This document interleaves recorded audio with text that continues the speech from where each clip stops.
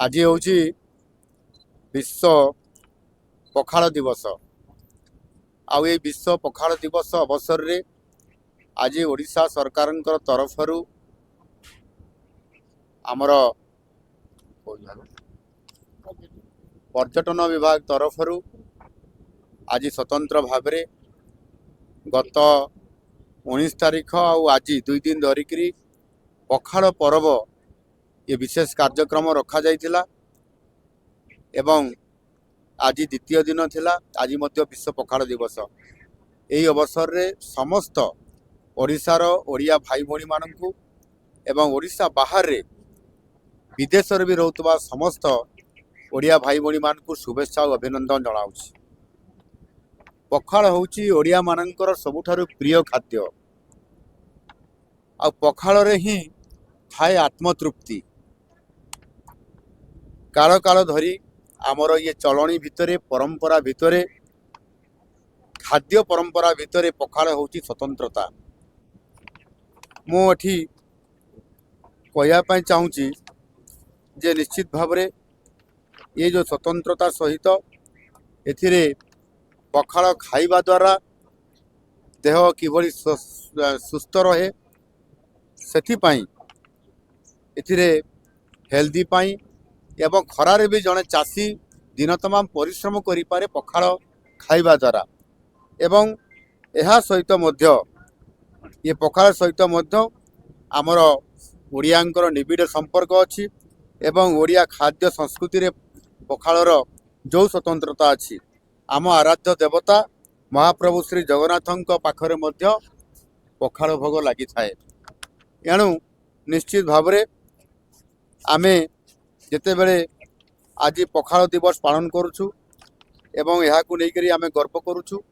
यह किभली भाव में प्रचार हो पारिबो प्रसार हो पारिबो ये खाद्य किभली भाव में ओडियारू बाहरी अण ओडियांक पई बा अन्य मानकर पई मध्य ये प्रिय खाद्य हो पारिबो। आ सेथिपाई विभाग तरफरु सरकार तरफरु जत्नर सहित आमे यहाँ को संपूर्ण भाव में प्रचार करने सहित आगामी दिन में ये कार्यक्रम को आगक नबू। आज जो ये स्वतंत्र भाव में जो पखाल कार्यक्रम जो प्रदर्शनी रखा जाइथिला सेतिरे 326 प्रकार आपंकर आइटम से उभय भेज और नॉन भेज व्यवस्था थिला एवं जो पखाल व्यवस्था होता से 850 किलोग्राम 850 किलोग्राम चाउल सहित जो पखाल प्रस्तुत कराइतला से 1177 किलोग्राम समुदाय पखाल ये व्यवस्था करा जाइतला।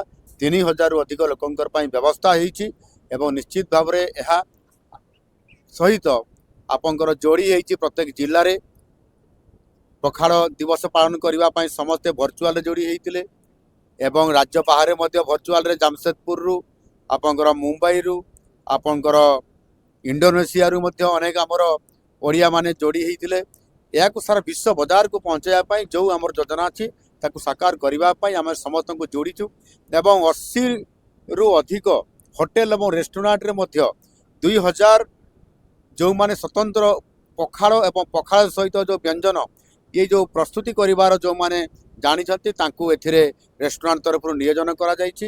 यह निश्चित भाव में मु आशा करी आगामी दिन में पखाल एक भारत वर्षर मध्य प्रिय खाद्य हो पारिबो। सर पखाल आपण केते साधारण कोन करन के प्रस्तुत करो?